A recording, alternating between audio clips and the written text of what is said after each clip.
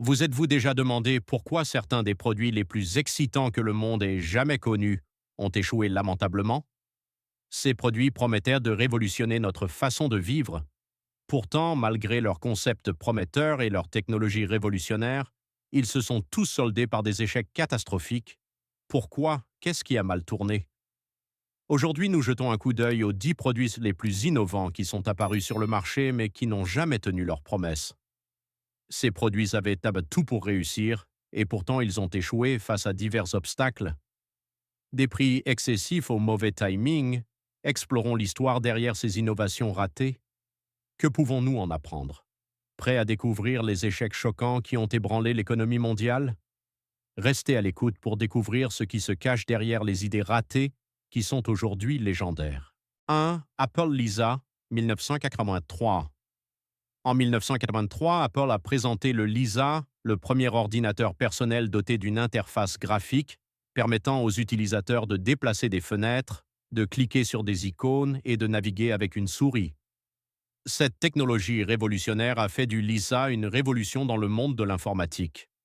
Cependant, l'innovation avait un prix énorme. À près de 10 000 dollars, le Lisa était bien trop cher pour la plupart des particuliers et des entreprises. Malgré ses fonctionnalités exceptionnelles et une couverture médiatique enthousiaste, Apple n'a pas pu répondre à la forte demande.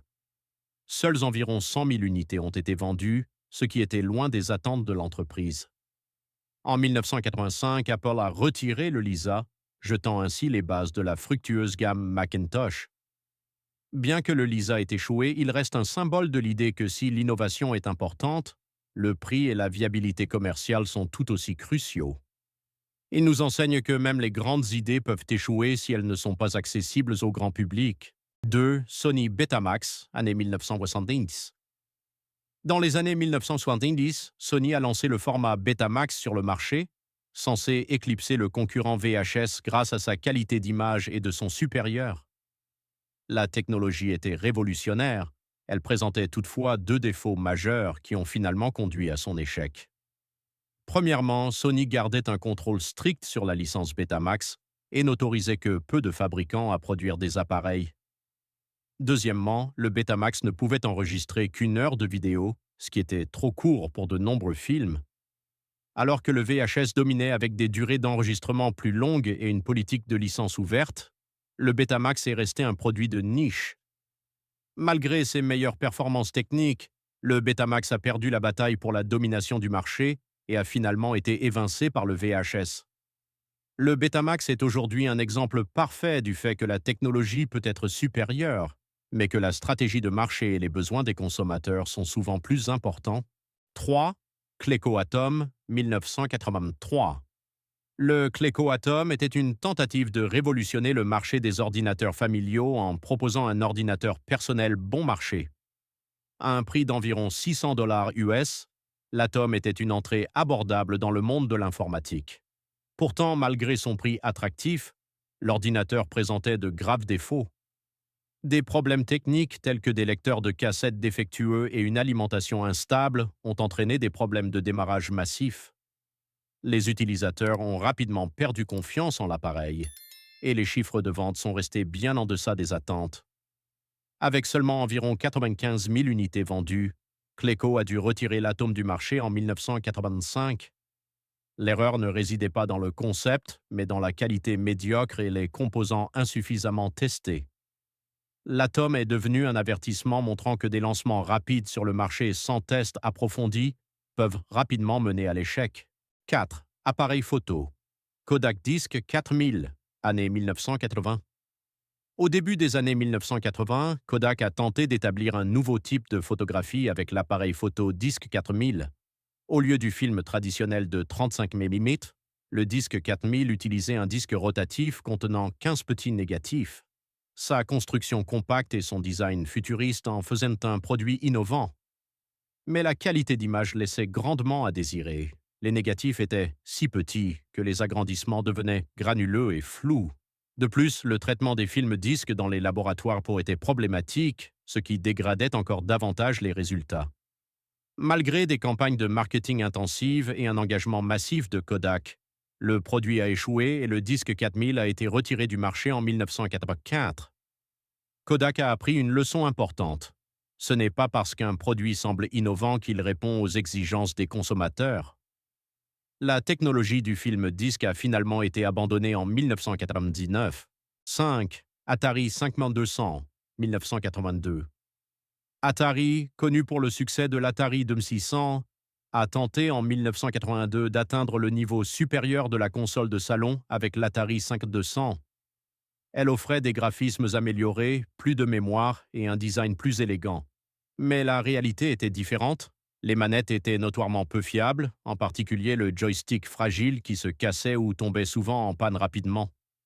De plus, la console n'était pas compatible avec la vaste bibliothèque de l'Atari 2600, à moins d'acheter un adaptateur coûteux dont beaucoup d'acheteurs ne voulaient pas. Malgré une technique améliorée et un design attrayant, l'Atari 5200 n'a jamais pu rivaliser avec les grands concurrents.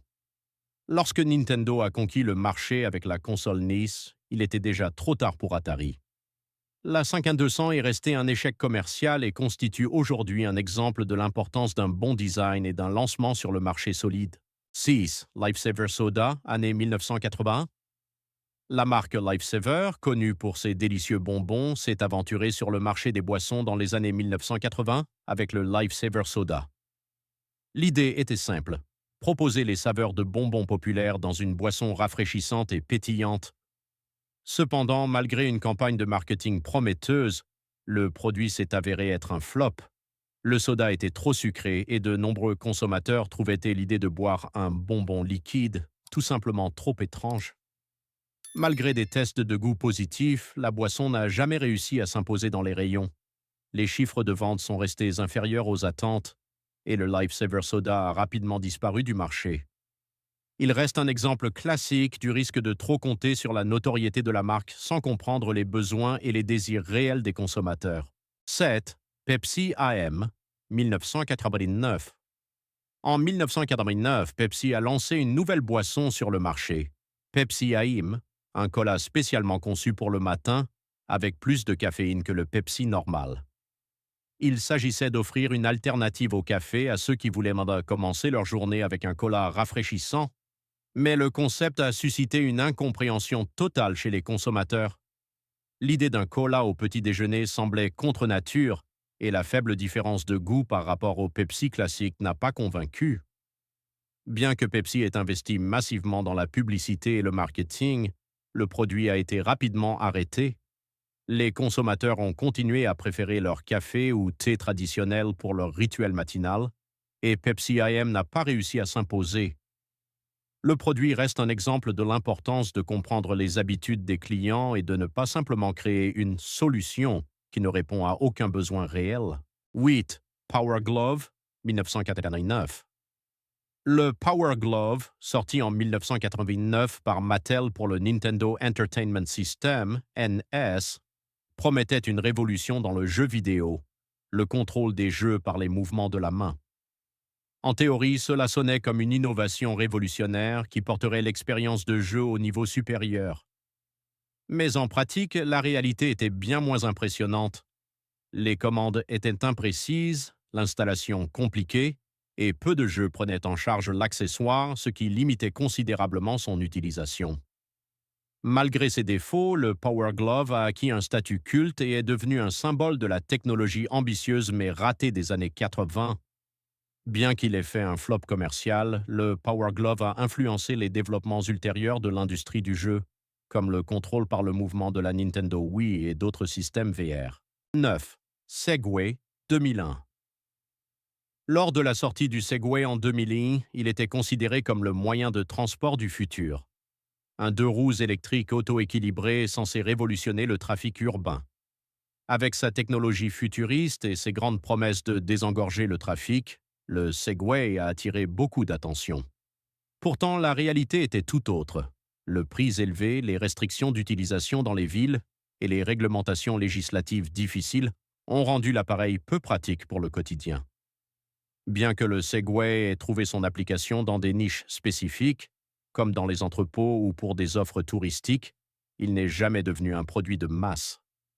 Au lieu de devenir le moyen de transport du futur, le Segway est resté une technologie coûteuse et lourde qui n'a jamais atteint les larges masses initialement prévues. 10. Timex Sinclair, 1982. Le Timex Sinclair 1000 était une tentative de rendre l'ordinateur accessible à tous en le proposant à un prix abordable, environ $100 US.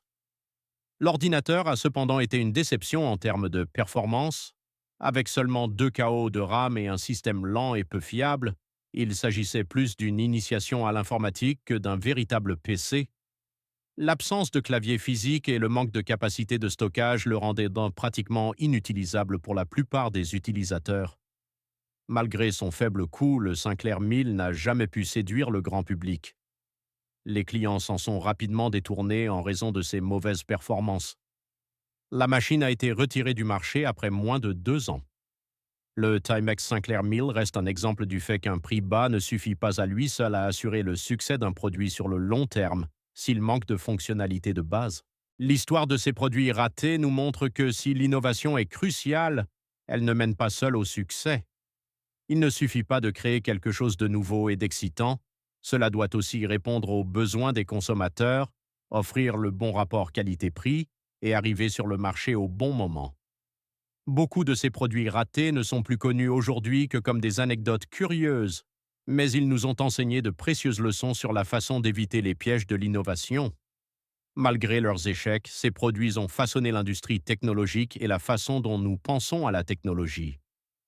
Qui sait, peut-être que la prochaine grande innovation se cache dans l'une de ces idées ratées. Quoi que l'avenir nous réserve, une chose est sûre, le chemin du succès est rarement rectiligne et parfois l'échec mène aux connaissances les plus précieuses. Merci d'avoir regardé cette vidéo. Si ce sujet vous a plu, n'oubliez pas de vous abonner à la chaîne pour ne manquer aucune autre perspective passionnante sur le monde des innovations ratées. À la prochaine!